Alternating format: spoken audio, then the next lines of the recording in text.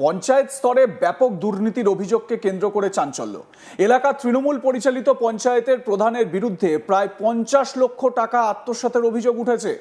এছাড়াও ওই পঞ্চায়েত প্রধানের বিরুদ্ধে উঠেছে সরকারি প্রকল্পের সুবিধা থেকে বঞ্চিত করা এবং ক্ষমতার অপব্যবহারের অভিযোগ। এইসব অভিযোগকে কেন্দ্র করে প্রায় 200-র বেশি মহিলা পঞ্চায়েত অফিস ঘেরাও করে বিক্ষোভ দেখালেন। বিক্ষোভকারী মহিলাদের অভিযোগ, দুবরা এলাকার দুবরা মিলন বহুমুখী প্রাথমিক সংঘ সমবায় সমিতি লিমিটেড নামে একটি সংঘ ও একাধিক স্বনির্ভর গোষ্ঠীর টাকা আত্মসাৎ করা হয়েছে। ওই মহিলারা কিভাবে বিক্ষোভ দেখাচ্ছেন, এক ঝলক সেই ভিডিওটা দেখাই আপনাদের।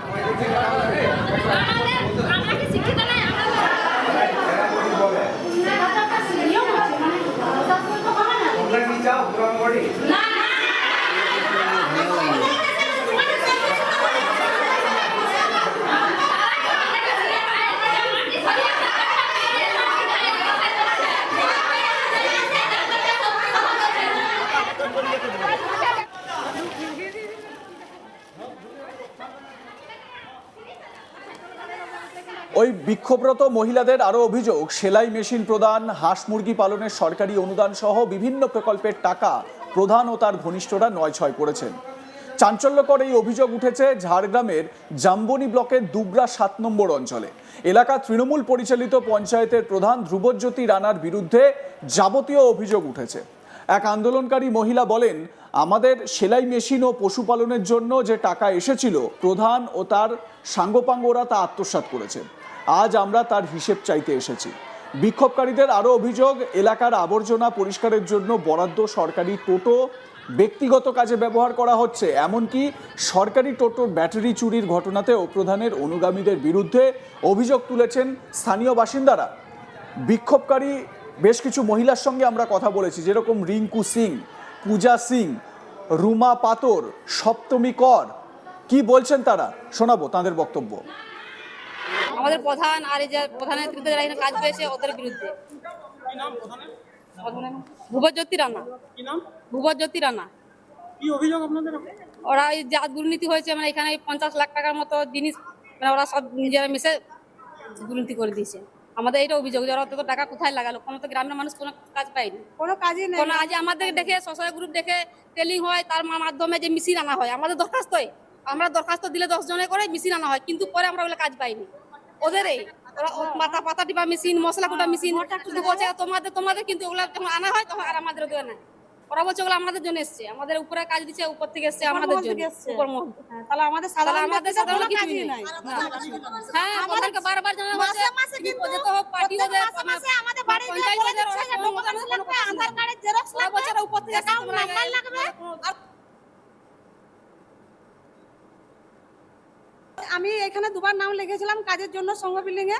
তো ওনারা তখন এখানে বলল যে এইখানে যদি কাজ করে তাহলে আমাকে বাচ্চা ছাড়তে হবে, সংসার ছাড়তে হবে, স্বামী ছাড়তে হবে, সবকিছু আমাকে ছেড়ে এখানে কাজে আসতে হবে।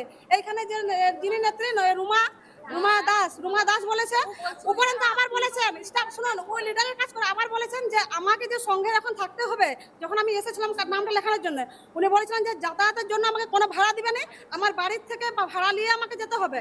অফিসার এবারে কাগজপত্র সব পৌঁছানা, খাবার জন্য কোনো টিফিন দিবে না, সব আমাকে আমার বাড়ির থেকে দিয়ে কাজ করতে হবে। তাহলে সব কিছু শোনার পরে আমি আমার বাড়ির লোক কি বলবে যে আমাকে পয়সার জন্য তো সে কাজ করতে আমি এখানে এসেছি। এবার আমি যদি পয়সাটাই না পেলাম, আমার বাড়ির থেকে দিয়ে আমাকে চালাতে দিবে বাড়ির লোক, বা আমাকে ছাড়বেই কেন? আর যেখানে আমার স্বামী বাচ্চা সংসার থাকতে পারবে না, সেই কাজ আমার করার দরকার নেই। সেজন্য সবাইকে নিয়ে ওরা কি ছেড়েছে?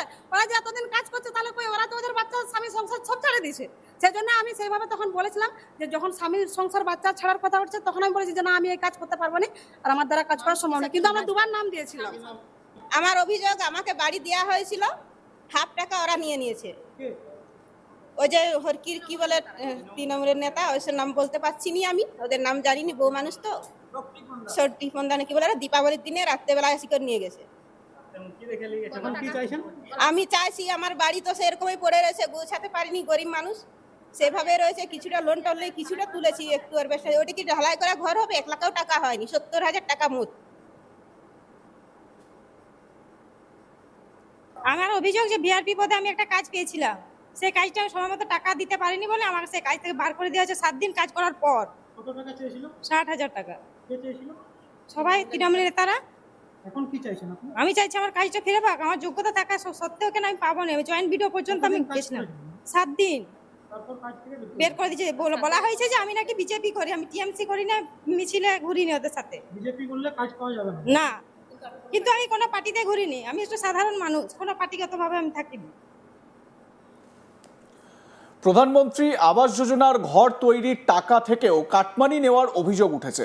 স্থানীয় বিজেপির এক সদস্য দাবি করেছেন, বিজেপি করার কারণেই গত 10 মাস ধরে তিনি কোনো সরকারি ভাতা পাচ্ছেন না। তার অভিযোগ, প্রধান ক্ষমতার অপব্যবহার করে তার প্রাপ্য টাকা আটকে রেখেছেন। বিভিন্ন সরকারি দপ্তরে অভিযোগ জানিয়েও কোনো সুরাহা হয়নি বলেও দাবি করেছেন তিনি। চম্পা পাল নায়েক, বিক্ষোভকারী মহিলা, কি বলছেন শোনাবো আপনাদের। আমি 2018 সালে পঞ্চায়েত মেম্বার ছিলাম বিজেপি থেকে, ঠিক আছে। এবং আমাদের বিজেপি থেকে এই অঞ্চলে আরো 3 জন ছিল, একটা হচ্ছে সবিতা দোলাই আর একটা হচ্ছে মলিন, ঠিক আছে। আমাদের 3 জনের 10 মাসের অনারিয়ামের যে টাকাটা আমরা পেতাম, সেই অনারিয়ামের টাকাটা আমাদের 10 মাসের দেয়নি।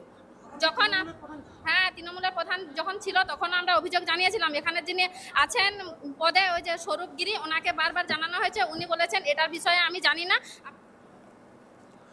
তবে সমস্ত অভিযোগ অস্বীকার করেছেন তৃণমূল প্রধান ধ্রুবজ্যোতি রানা। তিনি জানান, এই ধরনের কোনো দুর্নীতির বিষয়ে তার জানাই নেই। কি বলছেন প্রধান, শোনাবো। দেখুন, সংঘের সাথে তো আমরা তো সরাসরি যুক্ত নই প্রধান সাহেবরা। আচ্ছা আচ্ছা আচ্ছা আচ্ছা, প্রায় 50 লাখ টাকার মতো দুর্নীতির মধ্যে।